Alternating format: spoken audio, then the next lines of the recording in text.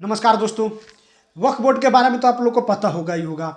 हमारे देश में आजकल यह मुद्दा नंबर 1 पे चल रहा है, यानी यूं कहे तो ट्रेंडिंग में चल रहा है। बीजेपी इसमें संशोधन करना चाहती है, लेकिन विपक्षी पार्टी इसमें ऐसा नहीं होने देना चाहते हैं। विपक्षी पार्टी के नेता और प्रवक्ता किसी भी कीमत पर ऐसा नहीं होने देना चाहते हैं। प्रवक्ता से याद आया कि हमारे देश में कुछ बड़े बड़े नमूने पार्टी में कुछ बड़े बड़े नमूने प्रवक्ता भरे पड़े हैं। उदाहरण के तौर पर तो बहुत सारे प्रवक्ता हैं, लेकिन चर्चित चेहरों में से लेफ्ट के प्रवक्ता विवेक श्रीवास्तव जी को तो आप लोग जानते ही होंगे। ये महोदय प्रोग्रेसिव के नाम पे दिन रात हिंदू संस्कृति और सभ्यता को कोसते रहते हैं। वहीं दूसरी तरफ हरा कुर्ता वाले सुप्रसिद्ध अनुराग भदौरिया जी को कौन नहीं जानता है। ये महोदय जी को अपने आवाज के अलावा दूसरे का आवाज सुनाई नहीं देता। वोट बैंक के चलते भारतीय जनता पार्टी कुछ भी करने को तैयार है कि उसको वोट चाहिए, किसी कीमत पे वोट बैंक उसको तैयार करना है। उसको कोई मतलब नहीं है, क्योंकि उसको जमीन से मतलब है।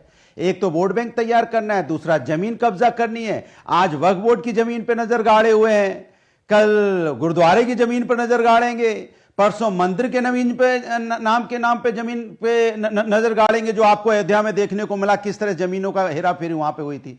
उसके बाद चर्च की जमीनों पे आ जाएंगे। फिर ये क्या करना चाहते हैं? अगर जमीन कब्जा ही करना है, जमीन कब्जा वाली पॉलिसी लाना चाहते हैं। एक बात अब आप बोलने की अनुराग, आपने बोला कि अब जो बीजेपी वाले हैं इनकी नजर तो गुरुद्वारे की जमीन पे है, आपने बोला इनकी नजर चर्च की जमीन पे, यही बोला ना आपने। मतलब आपको लगता है कि आप ये बात अनर्गल बात बोलेंगे और कोई यकीन करेगा? एक सेकंड सुनिए अनुराग जी, 30 सेकंड सुनिए, फिर आप 1 मिनट बोलिएगा। 1 सेकंड मैंने कहा, क्या एक सेकंड क्या इस देश में गुरुद्वारों के पास तीसरे नंबर की जमीन है? क्या इस देश के चर्चों के बाद तीसरे नंबर की जमीन है? इस देश में रेलवे के बाद नहीं, सुनना पड़ेगा जी, सुनना पड़ेगा, क्योंकि सच्चाई है, फैक्ट है और हार्ड फैक्ट है। इस देश के अंदर रेलवे के बाद और भारतीय सेना के बाद अगर किसी की जमीन है तो वो वक्फ बोर्ड के पास है। सीधी सी बात है। तो सुन तो लो, बोलिए। अरे आप सवाल पूछोगे तो सुनना भी तो पड़ेगा ना। कि मैंने कहा क्या भारतीय जनता पार्टी की आपने जो बात बोली वो गलत थी। अरे मैं सच्चाई मैं भी बता रहा हूं। इसलिए मुझे कॉल आउट करना पड़ा। मैं बोलूंगा झूठे कैसे हो सकता है? नहीं, कहां किसने बोला? किसने बोला? मुझे एक भी नेता का नाम बताइए जिसने बोला कि हम गुरुद्वारे की जमीनों पर कब्जा करना चाहते हैं। तो दोगे? नहीं, एक भी नेता का नाम बताइए। वक्फ बोर्ड की, अरे भाई ऐसे क्या हल्ला मचा रहे हो भाई? आप सवाल पूछते हो, जवाब भी ले लोगे, सवाल भी जवाब भी। अरे मुझे तो बोलने दो, जो मुझे बोलने के लिए बुलाया है। तो अगर हम करें तो करें क्या, बोले तो बोले क्या? मैंने कहा फैक्ट पे हूं मैं, और फैक्ट पे हूं तभी परेशानी हो रही है। फैक्ट पे है कि ये वक्फ बोर्ड की जमीन पे कब्जा करना चाहती है भारतीय जनता पार्टी। ये हर उस जमीन पे कब्जा करना चाहती है जहां उनको लग रहा है जमीन है, और फिर धन्ना सेठों को देना चाहती है। सवाल आपके, अगर सवाल से उठा लें, 2013 की बात कर रहे, क्या अमेंडमेंट हुआ था? 10 साल से इनकी सरकार थी, क्यों नहीं किया कुछ भी? मैं पूछना चाहता हूं, इसके पहले वाजपेयी जी की सरकार थी 7 साल, क्यों नहीं कुछ किया? Good question, you are a good question. देखिए, जेनेसिस समझिए अमित, सबसे पहले जेनेसिस समझिए। ये लोग संविधान की कसमें खाते हैं, संविधान खटाखट। बहुत लोग संविधान तो पॉकेट में ही लेके चलते हैं। संविधान में जब संविधान बना, क्या बाबा साहब ने संविधान में वक्फ को रखा था? नहीं रखा था। क्या थी ये चिड़िया? कोई चिड़िया नहीं थी। मौलाना जवाहरलाल नेहरू को ये ख्याल आया कि तुष्टीकरण और मार्क्सिज्म का एक्सट्रीम स्टेप क्या होगा, तो ये वक्फ एक्ट इंट्रोड्यूस किया गया 1954 पंडित नेहरू। नहीं, एक त्रुटि है, मैं माफ करिए, रोक रहा हूं। आपने मौलाना नेहरू तुष्टीकरण है, ये तुष्टीकरण इसलिए मैंने मौलाना कहा। भाषा शैली भारतीय जनता, मैंने मौलाना जानबूझ के बोला है, मैंने जानबूझ के मौलाना बोला। जैसे मुल्ला मुलायम कहते हैं, तो मैंने मौलाना नेहरू बोला है। भाई मैंने मौलाना नेहरू जानबूझ के बोला, क्योंकि लाने की जरूरत नहीं थी, और ये जानबूझ के लेके आए, ये जानबूझ के लेके आए। किसी में एक मिनट यार, ये बीच में बोलेंगे, निरंतर बोलते हैं, ऐसे नहीं चलेगा। ओके, आपका ऑब्जेक्शन है, मैंने वो ऑब्जेक्शन पहुंचा दिया। Okay, Ajay Alok, doctor Ajay Alok.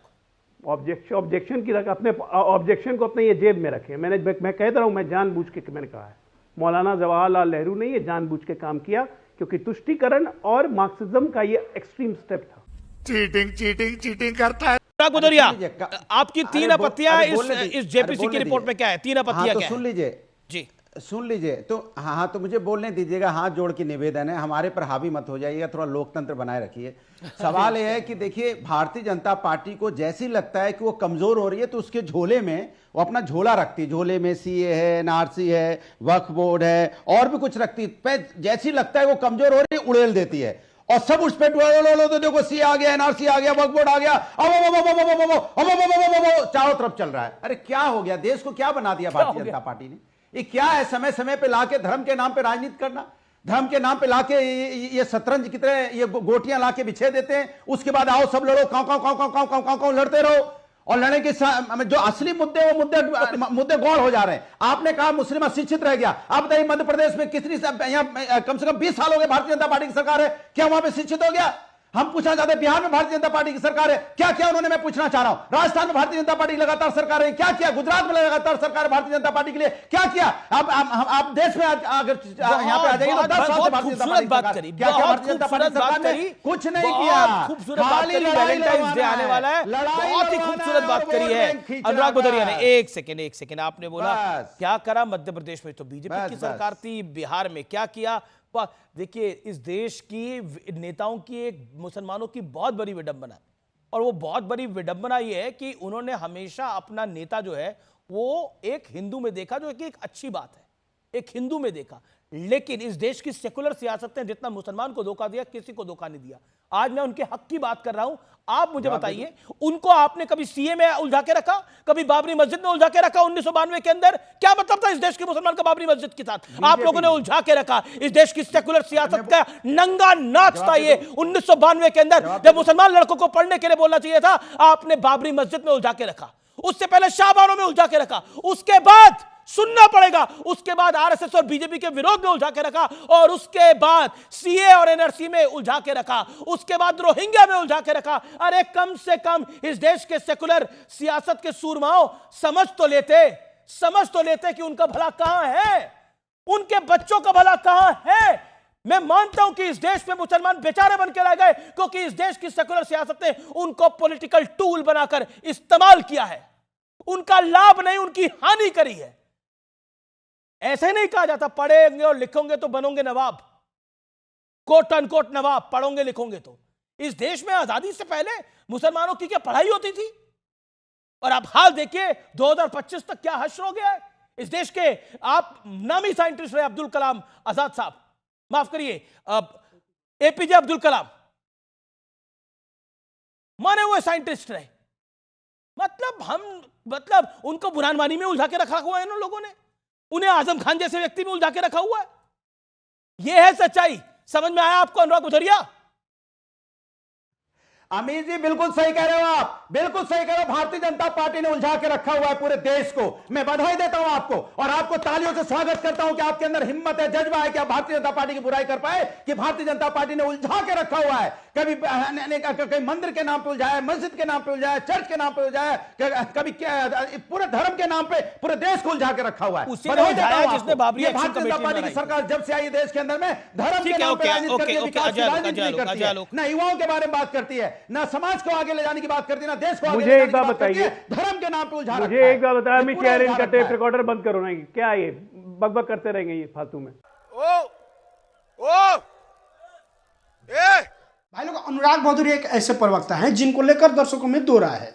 एक कुछ दर्शकों का मानना है कि यार इनको डिबेट में बुलाता कौन है, ये महोदय आते हैं, चिल्लाते हैं और चले जाते हैं, पता नहीं इनको कुछ आता है या नहीं आता है, जानकारी है या नहीं है, ऐसे ही चला बोलकर चले जाते हैं, केवल टाइम वेस्ट होता है। वहीं दूसरी तरफ कुछ दर्शकों का मानना है यार अनुराग भदौरिया यदि डिबेट में नहीं आएंगे तो फिर मनोरंजन कैसे होगा। खैर दोस्तों, ये तो मजाक की बात है, लेकिन जिस तरह से कांग्रेस पार्टी और समाजवादी पार्टी संसद से लेकर सड़क तक रायता फैला रही है, इससे ऐसा लग रहा है कि बिल जरूर पास होगा।